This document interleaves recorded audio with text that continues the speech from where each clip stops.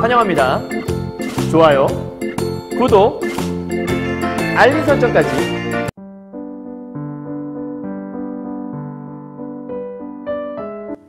안녕하세요. 경화여고 2학년 학생 여러분, 그리고 전국에서 EBS 전국연합학력평가 올림포스 문학 교재로 고전 문학을 공부하신 학생 여러분 만나서 반갑습니다. 선생님은 세계 최강 국어쌤 조인수 선생님입니다.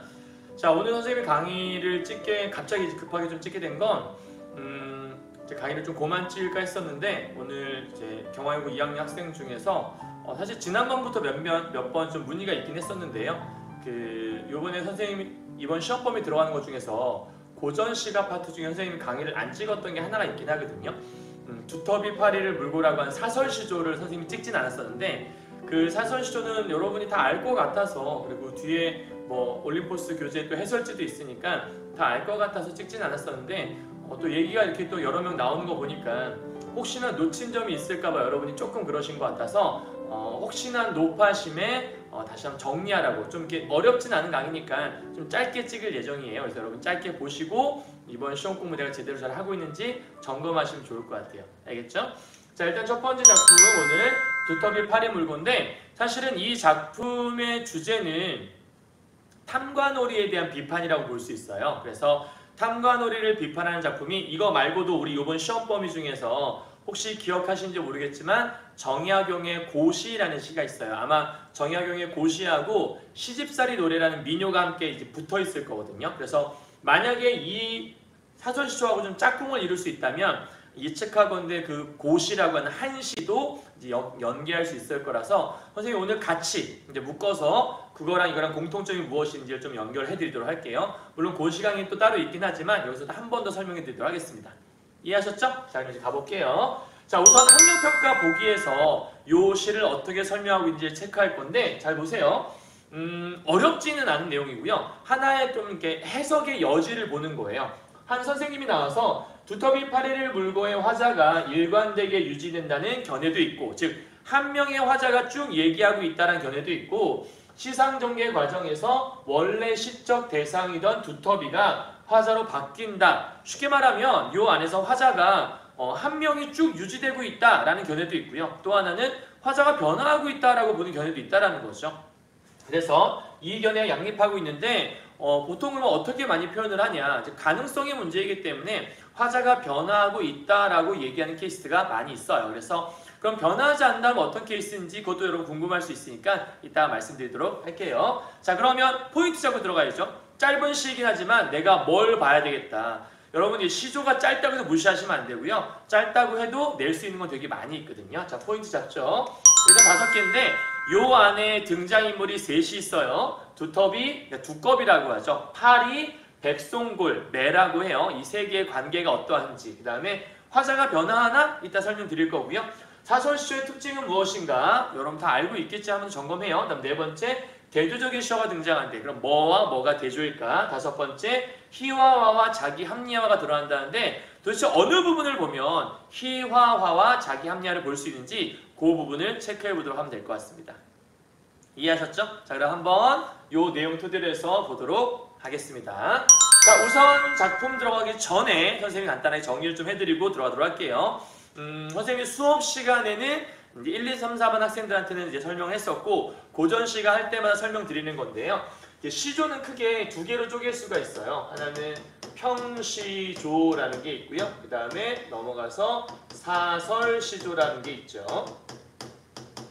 사실은 평시조와 그 다음에 평시조는 짧은 세 줄로 되어 있으니까 일반적으로 이제 사음보로 되어 있고 정형률로 되어 있다는 이제 그게 기본적 속성인데, 이 평시조는 짧아서 이 세 줄만으로 해결이 안 될 때가 있어요. 그래서 세 줄로 안 될 때는 그 세 줄짜리를 또 만들고 또 만들어서 하나의 연을 만드는 거죠. 1연, 2연, 3연.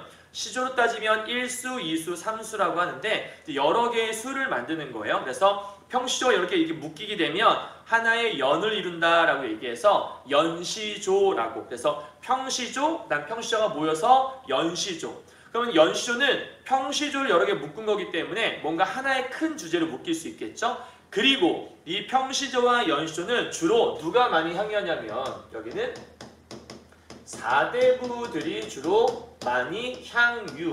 이 사람들이 주로 창작하고 즐긴다는 거예요. 그런데 4대부들은 흔히 이제 시를 질 때 혼자 짓는 경우도, 그러니까 자기 흥에 겨워 짓는 경우도 있지만 되게 4대부들이 기생들과 함께 놀면서 시를 좀 많이 짓기도 하거든요. 그래서 사실은 요 평시조는 4대부의 시도 있긴 하지만 플러스에서 기생들의 시 역시도 평시조 쪽에 많이 좀 속해 있다.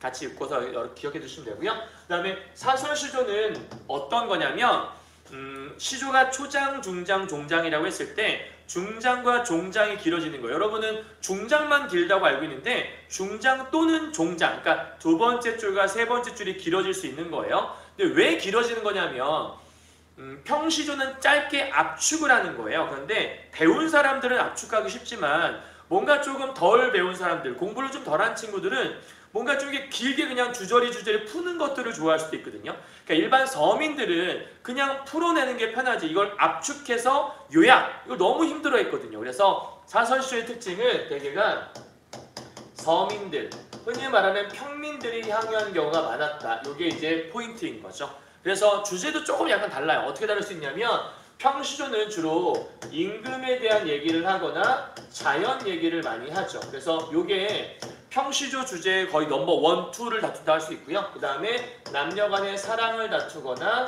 아니면 부모에 대한 효를 얘기하거나 아니면 늙음을 한탄하거나 이 5가지 정도가 대표적인 사례 주제라고 볼 수 있는데 여기는 사설시조는 임금이나 자연 얘기를 할 틈이 별로 없어요. 일하기 바빠 죽겠는데 언제? 내가 일을 하면서 이 모든 건 임금님의 은혜야 라고 생각은 할 수 있겠지만 굳이 시로 표현하지 않거든요. 그리고 자연 속에서 풍류를 즐기는 삶? 바빠 죽겠는데 무슨 풍류예요, 그죠? 그러니까 이들은 역시 얘들처럼 사랑을 노래하는 건 존재할 수 있고요. 그 다음에 부모에 대한 효도 물론 노래할 수 있지만 이 사설시조의 특징은 일반적인 일상생활, 삶에 대한 걸 노래하고 마지막으로 제일 중요한 게 이 사설시조에 제일 많이 등장하는 것 중에 하나가 요 탐관오리 얘기가 많이 등장해요. 왜냐면 서민들을 못 살게 하는 놈들이 꼭 있어요. 그러니까 자기들이 가진 게 많으면서 백성들을 괴롭히는 거죠. 근데 백성들이 저항할 수 있는 방법이 없잖아요.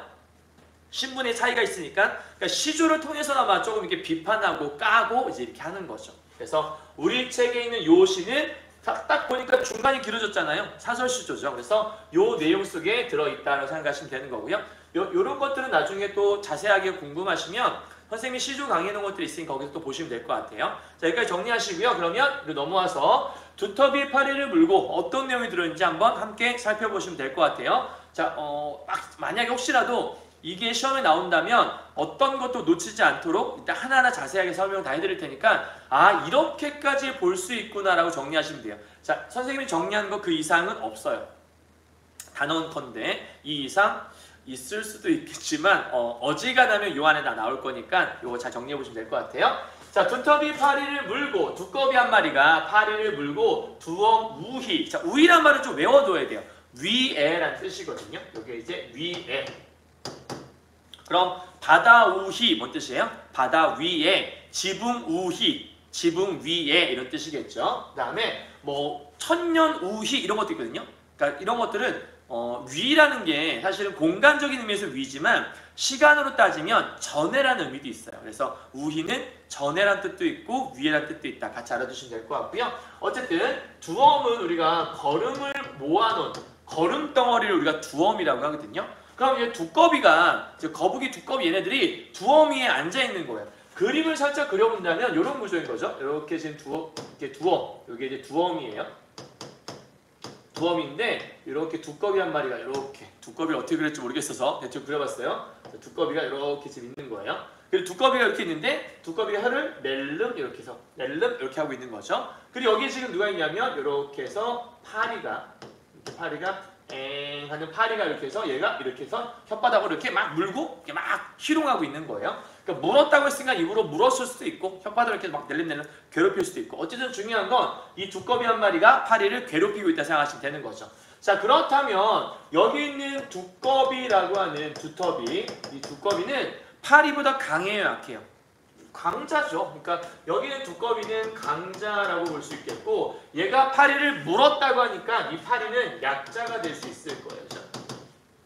그래서 선생님이 세모라고 표시해놨는데 왜 그랬냐면 두꺼비가 파리를 물었다는 얘기는 얘를 괴롭힌다는 거고 얘를 잡아먹을 수 있다는 거예요. 그래서 여기서 두꺼비는 뭘 의미할 수 있냐면 사실은 지방 관리를 의미한다고 얘기할 수 있어요. 그러니까 지방 관리라고 하는 것들은 지방에선 거의 왕이죠. 그러니까 중앙에는 또 한양 근처에 임금님 계신 곳엔 중앙 관리가 있지만 지방엔 또 나름대로 관리들이 있을 거란 말이에요. 자, 근데 지방의 관리들의 특징이 예전에는 지금처럼 교통이 발달해 있거나 아니면 통신시설이 발달해 있어서 누가 뭔 나쁜 짓을 하면 바로바로 전달되는 그런 구조가 아니었어요. 그러니까 지방에 있으면 중앙에서 아주 멀리 있으니까 지네 마음대로 하는 거죠. 그래도 왕이 거기까지 다 다스릴 수가 없었던 거예요. 그러니까 몰래 암행어사를 보내거나 중앙관리를 이제 파견을 해서 걔네들이 잘하고 있나 감시하기도 했었는데 대부분 지방관리들은 언제 올지 모르니까 거의 뭐 지네들이 왕이라 생각하시면 되는 거죠. 이 지방관리가 여기서 파리를 물고 있다는 거는 이 지방관리가 현재 지금 아까 얘기했던 그 탐관오리 백성을 괴롭히는 나쁜 놈 역할을 하고 있다는 거죠. 여기까지 이해했어요? 그러니까 탐관오리인 강자이자 지방관리인 저놈이 파리. 그럼 지방관리가 괴롭힐 수 있는 존재인 이 파리는 뭐겠어요? 당연히 바로 백성을 얘기하겠죠. 정확히 말하면 힘이 없는 백성 혹은 힘이 약한 백성을 괴롭히고 있는 거예요. 여기서 거름이라는 게 그냥 물론 거름 위에 앉아있다라고 얘기할 수 있어요. 여기는 파리라고 했는데 이 파리는 선생님 좀 전에 백성이라고 얘기했고 여기는 두꺼비는 나쁜 탐관으로 얘기했죠. 이 두엄은 두꺼비가 이렇게 깔고 앉아있는 거잖아요. 그러니까 두꺼비가 내 거야 하고 이렇게 딱 앉아있는 이 두엄은 또 뭘 상징할 수 있냐. 얘는 부정한 방법으로 축제한, 그러니까 부정하게 얘네들을 강탈하거나 강제로 뺏은 그러한 재물들을 또 상징할 수 있어요. 그러니까 얘가 거름 위에 앉아있다는 건 수많은 돈들을 뜯어낸 후에 거기에 딱 앉아갖고 야, 돈 더 갖고 와 이제 이런 모습을 볼 수 있다는 거죠. 그렇게 치다가 앉아 건넌 산을 딱 바라봤어요. 그랬더니 저 위쪽에 뭐가 있냐면 저 위쪽을 봤더니 여기에 매 한 마리가, 매를 또 어떻게 그려야 되는 걸까? 이렇게 해서 새예요, 새. 알았죠? 자, 매 한 마리. 얘는 매예요. 백송골이라고 하는 게 이제 얘가 매인데 이 매 한 마리가 송골매라고 하는 엄청 큰 매가 있는 거예요. 그러니까 지금 두꺼비가 파리를 막 괴롭히고 있었는데 저쪽 보니까 왜 매 한 마리가 떠 있는 거야. 매는 그러면 두꺼비를 잡아먹을 수 있잖아요. 그러면 이때 매는 더 센 존재겠죠. 그래서 이때 백송골이 의미하는 건 이 중앙관리, 그러니까 지방에서만 센 게 아니라 중앙에서 진짜 힘 있는 관리라고 볼 수 있고 해석하는 책에 따라서는 얘를 외세라고 해석하기도 해요. 그러니까 외세니까 바깥에 큰 힘 이렇게 우리 상징하기도 합니다. 어쨌든 중앙관리가 떠 있어. 그럼 여러분 보세요. 떠 있어서 이 시에서는 백송골이 얘를 뭐 잡아먹는다? 아니면 뭐 괴롭힌다? 이러지 않았어요. 백송골은 어떤 짓도 하지 않아요. 그러니까 두꺼비를 괴롭히지도 않고 파리를 괴롭히지도 않아요. 그런데 얘가 떠 있는데 두꺼비 입장에서 제가 너무 무서운 거죠. 자기도 세 보이니까. 현실에서 본다면 암행어사가 온대더라 하니까 쫄은 거죠. 쫄짝. 그러니까 일종의 중앙관리는 뭐 암행어사 이런 것들을 떠올려 보시면 어렵지 않겠죠. 그래서 가슴이 금죽이란 것들은 깜짝 혹은 섬뜩했다. 섬뜩함을 느껴서 훌떡, 그러니까 펄쩍이라는 얘기니까 이런 거 우리가 움직임을 표현하는 음성상징어라고 얘기하죠. 시험 낼 만한 거 많이 있죠? 이런 것들도 그렇고. 그 다음에 두꺼비와 파리는 그럼 강자와 약자니까 어떤 관계에 있다고 볼 수 있지? 서로 이렇게 해서 대조라고도 볼 수 있겠다. 그죠? 이렇게 반대. 괴롭히는 존재, 괴롭힘을 당하는 존재 이렇게 볼 수 있는 거니까요. 자, 그러면 두꺼비가 얘를 보더니 깜짝 놀라서 펄쩍 뛰어서 내닫다가 두엄 요거 아래 자빠졌대요. 그러니까 지금 두꺼비가 야, 파리 일로 와봐. 이렇게 막 괴롭혔어요. 막 괴롭히고 있는데 매다! 깜짝 놀래갖고 펄쩍 뛴 거죠. 왜냐면 제가 날 잡아먹을 것 같아서. 쟤는 아무 짓도 안 했는데 지레 겁먹고 팔짝 뛰었는데 얘가 뛰어서 대굴 이렇게 굴렀던 거예요. 근데 얼마나 창피해. 그동안은 되게 센 척하고 막 괴롭히고 있었는데, 그죠? 그러니까 여기서 두엄, 그러니까 걸음 아래 자빠진 모습은 굉장히 우스꽝스러운 모습이니까 이 두꺼비를 희화화했다고 볼 수 있을 거예요. 그죠? 그럼 이렇게 희화화한 모습은 두꺼비의 어떠한 태도를 보여주는 거냐면 굉장히 비굴한 태도를 보여주는 거죠. 아주 우스꽝스러운 모습을 통해서 이 비굴한 태도를 드러내고 있다. 그럼 이 두꺼비의 모습은 어떤 모습이냐? 한마디로 얘기해서 얘는 강약, 약강. 전형적인 비겁한 놈이잖아. 강한 놈한테 약하고 약한 놈한테만 강하게 구니, 그죠? 사람은 강강약약으로 살아야 되는데 어쨌든 이런 모습이 있는 거예요. 자, 그러니까 모처라는 해석하기에 따라서 뭐 예를 들어 다행히, 그러니까 EBS 올림포스 교재에는 뭐 다행이라고 해석이 되는 것 같은데 이렇게 해석해도 되고요. 아니면 마침이라고 그냥 해석하셔도 돼요. 아이고 마침 이런 뜻. 그다음 날래, 내가 날쌔다 이런 얘기니까 아이고 마침 날쌔. 자, 요게 이제 중요한데 날쌘 망정이 뭔 뜻이냐면 나였기에 망정이지 이런 뜻이야. 어우, 야 나였기에 망정이지. 그럼 갑자기 위에서는 나가 없었는데 나가 툭 튀어나왔잖아요. 그러니까 지금 나라고 하는 1인칭 화자가 튀어나왔어. 그래서 나였기에 망정이지 애헐질, 여기 애헐이 피멍이란 뜻이거든요. 어우, 피멍들 뻔했네. 여기서 하괴라는 했구나 이 정도 뜻을 해석하시면 될 것 같아요. 자, 그럼 뭔 얘기죠? 이 두꺼비가 이렇게 앉아있다가 파리를 막 희롱하다가 저기 매가 떠있으니까 어휴 무서워! 점프 뛰었는데 대굴대굴 굴렀어요. 그러더니 대굴대굴이가 얼마나 창피해. 우리가 버스 타고 가다가 버스가 갑자기 멈추면 갑자기 앞으로 쓰러졌어. 그럼 아픈 것도 아픈 건데 사실 그때 더 큰 거는 창피한 모습이 더 크잖아요. 그죠? 그래서 얘가 대굴대굴다가 일어나더니 본 사람 있나? 어우, 날쌘 나였기에 망정이지. 야, 하마터면 피멍들 뻔했네. 나 정도니까 이 정도 다친 거야. 이렇게 지금 얘기를 하고 있는 거죠. 그죠? 그럼 여기서 요 모습은 지금 뭘 떨고 있는 거예요? 그렇지. SC 한 거잖아. SC 뭐야? SC 센 척하고 있는 거죠. 아, 뭐 나였기에 망정이지 뭐. 아, 나 때는 뭐 이러고 있는 거예요. 그죠? 나 때문에 내가 지금 요 정도니까 요 정도 다친 거야. 이걸 허세 어린 모습이라 볼 수 있고 사실 나였기 때문에 요 정도 다친 거다라고 자기 스스로의 행동을 이 정도면 괜찮아 이렇게 자기를 뭐하고 있는 거냐면 합리화하고 있는 모습도 있다. 그렇죠? 그러니까 자기를 합리화하고 허세 부리는 모습이 요 안에 들어있다. 이걸 우리가 사자성어로 뭐라고 하냐면 스스로를 칭찬하는 거 자화자찬이라고 얘기하기도 하고 허세를 우리가 어떤 걸 줄여서 얘기할 수 있냐면 허장성세를 또 다른 말로 우리가 허세 부린다고 할 수 있거든요. 되게 허풍 떠는 모습을 허장성세라고 보통 얘기를 해요. 됐나요? 여기까지? 자, 여기서 얘기할 만한 것들은 거의 다 얘기를 했어요. 자, 그러면 잘 보세요. 여기의 모습은 지금 두꺼비 한 마리가 파리를 물고 있다가 매를 보더니 깜짝 놀라 자빠졌네. 그럼 이거를 두꺼비 스스로가 얘기했을 리는 없죠.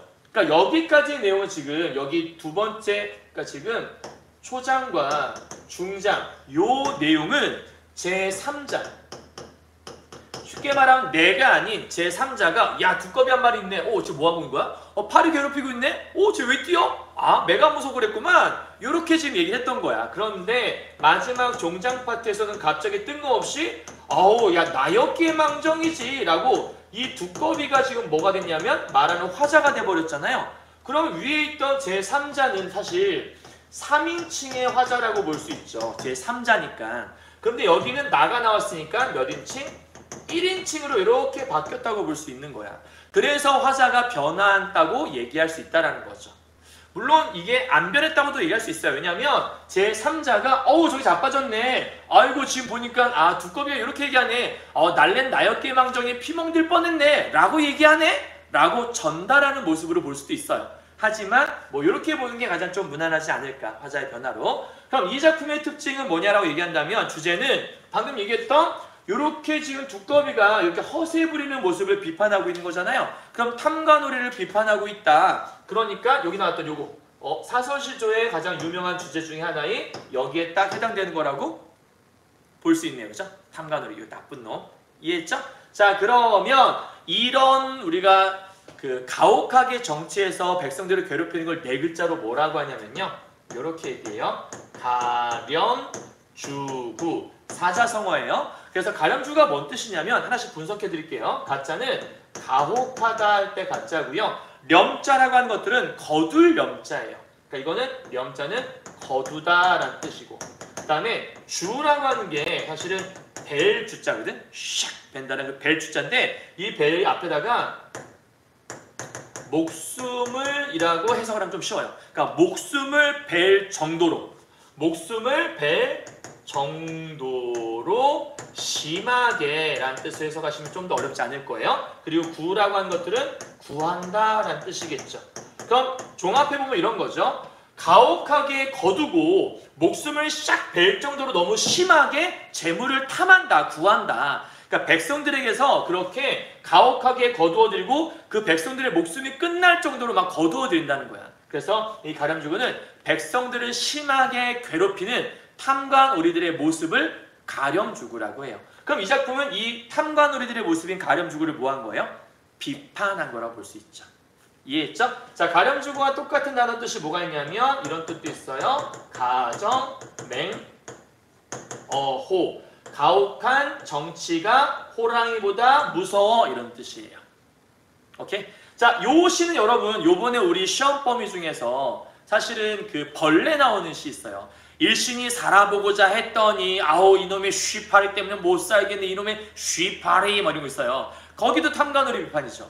근데 얘도 탐관오리 비판이죠. 그리고 이번에 올림포스에 있는 고시 역시도 탐관오리 비판이거든요. 그래서 다 연계가 가능하다 정도만 여러분 이해하시면 크게 어렵지 않겠네요. 자, 이 정도면 다 한 것 같아요. 이제 여기서 놓칠 만한 것들은 거의 없다고 보셔도 돼요. 그럼 최종 정리 한번 해봐야겠죠? 갑시다. 이것만 꼭꼭꼭. 자, 주제가 뭐냐라 물어본다면 당연히 백성을 수탈하는 탐관오리를 비판하고 있다. 당연한 얘기죠. 백성을 괴롭히고 수탈하는 탐관오리를 비판하는 이야기. 그리고 요 위에 있는 게 이제 요게 EBS에 있는 주제고요. 그 다음에 밑에 이거에 대한 또 다른 주제 다시 조금 더 자세하게 풀어보자면 사실은 양반 계층의 양면성을 보여준다고 얘기할 수 있어요. 그러니까 어떤 양면성이야? 쥐들한테 협박이 되는 위협이 되는 사람한테는 되게 약한 모습 보이면서 백성들만 괴롭히고 있는 약자만 괴롭히고 있는 모습을 얘기한다고도 얘기할 수 있죠. 그 다음에 그들의 양면성과 허장성세, 허색, 허풍, 그 다음에 약육강식의 세트인데 이게 왜 약육강식이냐면 사실은 파리가 제일 약한 존재고 파리보다 센 게 두꺼비고 그보다 센 게 백성골이잖아요. 그렇죠? 그러니까 이게 강자만이 살아나는 세상 그러한 세태를 풍자하고 있다고도 얘기할 수 있다는 거예요. 그 다음 특징, 우위적이다. 여러분 왜 우위적이죠? 사실은 두꺼비 얘기를 하고 싶은 게 아니죠. 두꺼비 얘기하고 싶은 게 아니라 두꺼비로 대변된 탐관오리 얘기하고 싶은 거니까 돌려 말했다. 그래서 간접적으로 여기 있는 탐관오리를 비판하는 거니까 이 작품은 우리가 우위적이라고 설명할 수 있는 거죠. 이해하셨죠? 그러니까 간접적으로 비판하는 거. 그 다음에 왜 우화라고 하죠? 동물 갖고 사람 얘기했으니까 결국 얘기하고 싶은 건 사람이지 동물이 아니잖아요. 그래서 동물 갖고 얘기할 때 우화적이니까 우화적이란 말 나오게 되면 같이 갈 수 있는 건 의인법이 함께 갈 수 있어요. 의인화를 통해서 이렇게 표현하고 있다는 거. 그 다음 화자가 변화하는 거 아까 얘기했네요. 3인칭 제3자가 보고 있다가 어우 나여 꾀망정이지 라고 1인칭으로 변화한 것으로 볼 수 있다. 세 번째 풍자. 왜요? 비판하기 위한 거니까.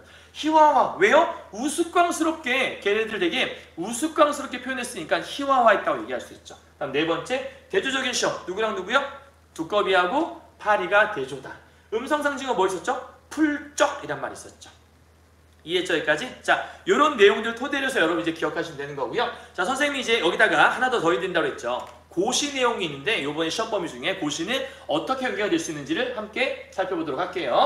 자, 고시인데 원래 정약용의 고시는 여러분 그 27수로 되어 있어요. 그래서 고시는 우리가 고시 1, 고시 2, 고시 3 해갖고 지금까지 우리가 EBS 교재에서 많이 나왔던 게 고시 1하고 고시 8이 나오다가 최근에 고시 7이 나온 경우가 있거든요. 그러니까 이 정약용이라고 하는 이 실학자는 서민들 속에 함께 살면서 함께 있다 보니까 얼마나 많은 양반 사대부가 여기 있는 백성들을 괴롭혔는지 그걸 이제 눈으로 봤어요. 그 본 것들 때문에 이놈의 탐관오리들 이런 것들을 이렇게 시로 풀어냈다고 생각하시면 돼요. 쟤는 간단히 정리할 건데 자 제비 한 마리가 처음 날아왔어요. 그럼 제비는 일단 짹짹짹한 새잖아요. 근데 지지배배 그 소리가 그치지 않아요. 말하는 뜻을 분명히 알 수는 없대. 얘가 뭐라고 말을 하는 것 같아. 못 알아듣겠다는 거예요. 근데 뭐냐? 집 없는 서러움. 아 그러면 제비가 집이 없다라고 뭔가 서러움을 호소하는 것 같대. 그러면 제비가 집 없다고 서럽다고 할 리가 없잖아요. 그러니까 그걸 호소하는 것 같이 느꼈다라는 건 제비를 약간 좀 사람처럼 표현하려고 했던 거 아닌가? 그래서 밑에 보시면 느릅나무, 회나무, 묵어, 지금 구멍 많은데 어찌하여 그곳이라고 하는 것들은 이런 나무들 있잖아요. 여기에 왜 깃들지 않아? 라고 이 네모칸에서 뭐 하냐면 질문을 던지잖아요. 그쵸? 자, 참고로 여러분 지금 보고 있는 건 한시예요. 조금 전에 봤던 우리 이거는 사설시조지만 한시, 왼쪽에 한문 있죠? 이걸 번역한 게 오른쪽. 그래서 한문을 번역해 놓은 시 한시라고 하는 건데, 자, 질문을 했어요. 너 왜 저렇게 좋은 나무들 많잖아. 제비들은 나무에 사니까, 새들은. 왜 안 살아? 그랬더니 제비가 다시 지적이며 사람에게 말하는 듯, 직유법이긴 한데 사람한테 말하는 듯 하면서 이건 이제 누가 얘기하는 거야? 이거는 지금 제비에게 질문을 했을 것이고, 이건 당연히 그러면 제비가 이 질문에 대해서 대답을 한다는 뜻이죠. 그럼 이 시는 문답 형식으로 되어 있네요. 그죠? 묻고 답하는 거. 자, 뭐라고 답하냐면 느릅나무 구멍 아주 좋지. 하지만 얘는 황새가 와서 막 쪼아댄다는 거죠. 그리고 회나무 아주 좋지. 하지만 뱀이 와서 막 뒤적거리는데 그럼 나 여기 있으면 죽는데? 이런 얘기잖아. 그러면 황새와 뱀은 여긴 제비를 괴롭히는, 아, 요놈들은 강자네.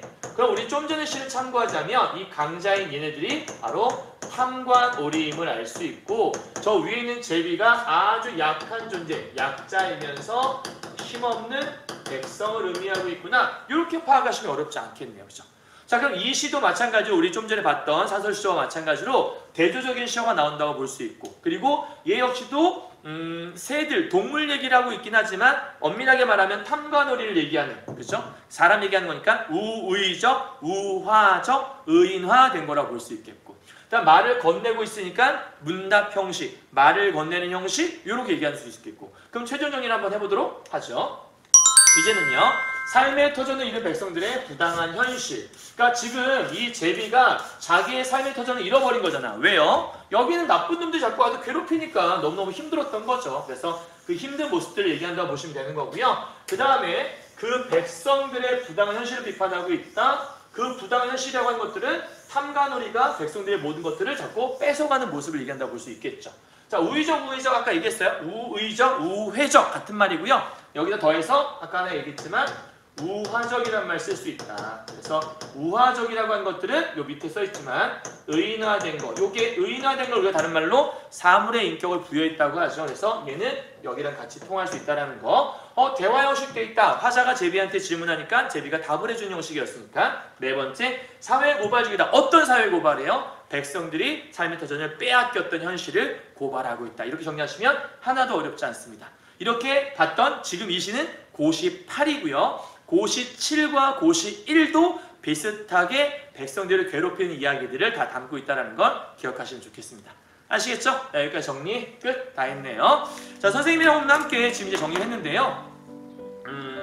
오늘 배운 시의 특징은 이제 탐관오리에 대한 얘기를 하고 있는 거예요. 백성들을 괴롭히는 탐관오리들. 근데 이걸 대놓고 얘기하자니 너무 좀 티나고 탐관오리 나쁜 놈 이렇게 얘기하기는 또 너무 티나기 때문에 살짝 돌려서 간접적으로, 즉 우의적으로 표현하고 있는, 요번에 우의적인 거 되게 많아요. 그죠? 이번 시험 범위 속에서 뭐 사시남정기 같은 경우에도 사실은 그 인현왕후와 장희빈 얘기를 따온 우의적인 이야기라 볼 수 있고, 그러니까 문학작품은 사실은 그런 게 많아요. 말하고 싶은 것들을 문학적으로 돌려서 말한 것들이 많기 때문에 그런 의미에서 이해하시면 이 시를 더 잘 이해할 수 있을 거예요. 아시겠죠? 자, 오늘은 사도시조 뭐 얘기였죠? 아까 제일 처음에 두꺼비 얘기 뭐라고 하죠? 파리? 이렇게 하면 된다. 넬름 이렇게 썸네일 따면 될까요? 썸네일 어떻게 따는지 모르겠네. 이렇게 따면 될 것 같아요. 자, 고생하셨고 나머지 이제 고전소설 2개 남았는데 이건 내일 선생님 상황 봐서 찍을 수 있으면 찍고 못 찍는다면 여러분이 스스로 또 공부를 하셔야 될 것 같습니다. 자, 고생하셨고요. 이번 기말고사 1학기 마지막 시험인데 잘 보시기 바라고요. 혹시 다른 학교 학생도 이 강의 들으신다면 모두 다 시험 잘 보시기 바랍니다. 자, 고생하셨고요. 여러분 다음 시간에 뵙겠습니다. 안녕.